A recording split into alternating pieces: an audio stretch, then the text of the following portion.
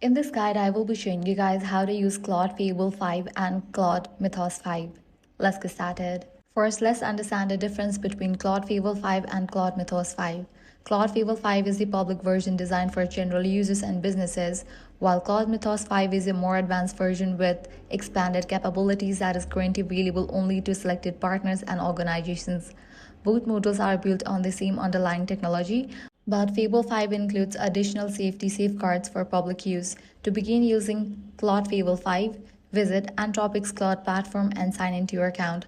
Once you're logged in, start a new conversation and select Fable 5 from the available modal options if your account has access. You can then enter prompts just like you would with any AI assistant. Claude Fable 5 excels at coding, document analysis, research, content creation, business workflows, and long-form reasoning tasks.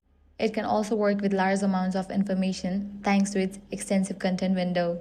You can use prompts like analyze the attached PDF report and summarize the key findings, potential risks, opportunities, and recommended next steps for a business executive.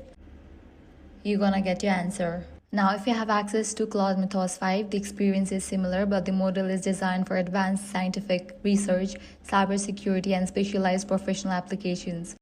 Mythos 5 offers greater capabilities in certain high-level domains and is currently available through Anthropic's trusted access programs rather than general public access. You can use prompts like act as a senior cybersecurity analyst, review the following network architecture and identify potential vulnerabilities, threat vectors, risk labels, and mitigation strategies. Provide a detailed technical report. For the best results with either model, be specific in your prompts, provide examples when possible, upload relevant files, and clearly define your desired outcome. And that's it. You now know how to use Claude Fable 5 and Claude Mythos 5.